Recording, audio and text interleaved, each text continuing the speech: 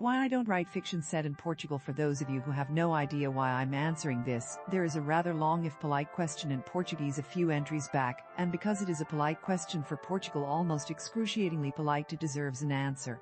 Considering I write historical fiction and that, if history were oil, Portugal would buy and sell the rest of the world, I imagine this looks odd to people from Portugal or of Portuguese descent. Unfortunately, I have many reasons not to write fiction set in Portugal, and this is not strictly true. I sold a Portuguese history story to the Book of Final Flesh, and I sold a Henry the Navigator story to the Mammoth Book of Historical Detectives number 3, I think, and one, very recently, to Universe. And I've written several others. I've just never published them. But no, I haven't tried to sell novels set in Portugal. Unfortunately, because, of course, if Portuguese history were oil, I'd have a fast track to becoming a multimillionaire. So, this post will set out, in generality, the reasons I don't write fiction set in Portugal. I will expand on this in other posts. In fact, this post is little more than an outline. There will be a post immediately after this expanding on point 1. 1 because no one will buy it. And no, it's not those racist Americans. First of all, get a grip on reality. Which self-respecting racist sets out to hate whites belonging to the Mediterranean sub-race? Gee.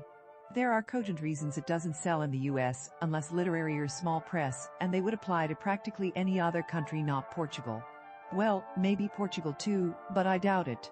You could knock me with a feather when I found out recently Portuguese are a protected minority. To anyone out there intending to protect me, kindly stop it. I have hands and feet and a nasty disposition. 2 because sources of reference for Portuguese history purely suck.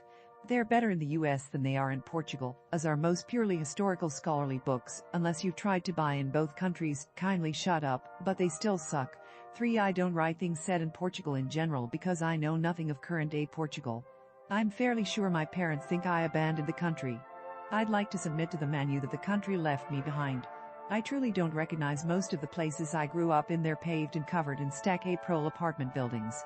The only way for me to go home would be a time-traveling machine. If anyone has one of those, speak up. I'd give all my current worth and a good part of my future for another hour with my grandmother. 4 I don't generally write about past Portugal because I know nothing about past Portugal. I don't mean historical. One of the advantages of historical writing is that no one can pop up and say I lived through the Spanish takeover, young lady, and the Spanish takeover was nothing like that. We didn't feel like that, and that's not what it was like in Freak Soda Espada Cinta. They can do this for my lifetime, the last almost half century.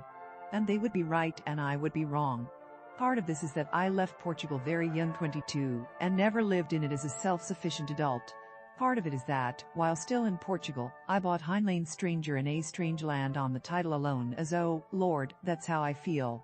Okay, part 1 after I shower and have coffee.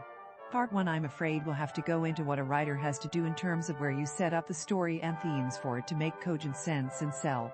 Or Sarah's little book of secrets about marketing to editors. Mind you, given my track record of marketing to the public, the well-informed will take it with a barrel of salt, but this has been my experience as a professional writer. Your mileage may vary. Be right back. If you like this content and want to support this channel, the blog, and Sarah's continued writing, please like and subscribe. If you really enjoy the content, please come and join the fun at accordingtohit.com.